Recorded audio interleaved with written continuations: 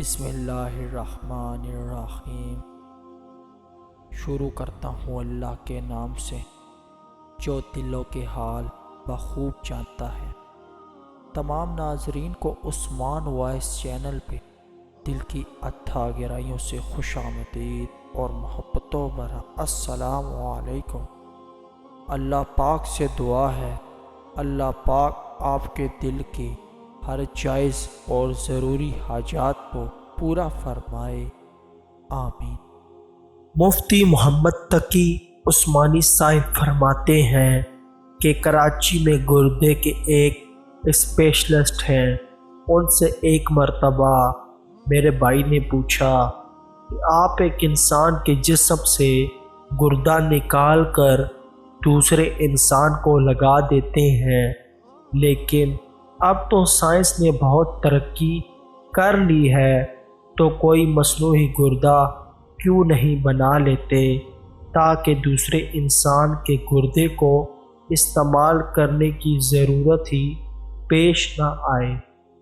وہ ہنس کر جواب دینے لگے کہ اول تو سائنس کی اس ترقی کے باوجود مصنوعی گردہ بنانا بڑا مشکل ہے، کیونکہ اللہ تعالیٰ نے گردے کے اندر جو ایک جلنی لگائی ہے وہ اتنی لطیف اور باریک ہے کہ ابھی تک کوئی ایسی مشین ایجاد نہیں ہوئی جو اتنی لطیف اور باریک جلنی بنا سکے۔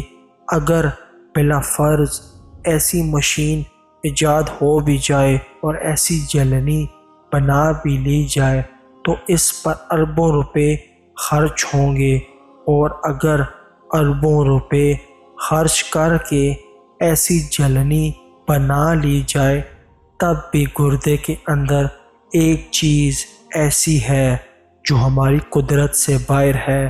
وہ چیز یہ ہے کہ اللہ تعالیٰ نے گردے کے اندر ایک دماغ بنایا ہے جو فیصلہ کرتا ہے کہ اس آدمی کے جسم کو کتنا پانی ضرورت ہے، کتنا پانی جسم میں رکھنا ہے اور کتنا پانی باہر پھینکنا ہے۔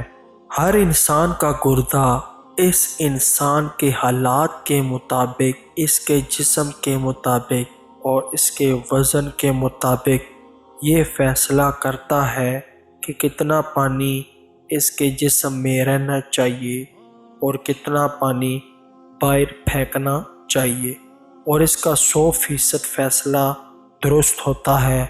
اس کے نتیجے میں وہ اتنا پانی جسم میں روکتا ہے جتنے پانی کی ضرورت ہوتی ہے، اور ضرورت سے زیادہ پانی پیشاب کی شکل میں جسم سے باہر پھینک دیتا ہے۔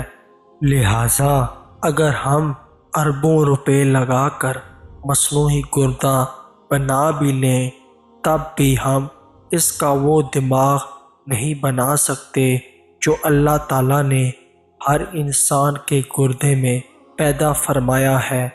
تو دوستو مختصر یہی ہے، بسم اللہ الرحمن الرحیم، فَبِأَيِّ آلَاءِ رَبِّكُمَا تُكَذِّبَانِ۔ ترجمہ: تم اپنے پروردگار کی کون کون سی نعمت کو جھٹلاؤ گے؟ دوستو اگر آپ کو ہمارا کنٹینٹ پسند آ رہا ہے تو اس ویڈیو کو زیادہ سے زیادہ شیئر کریں اور لائک ضرور کریں اس ویڈیو کو۔ بہت بہت شکریہ۔ السلام علیکم۔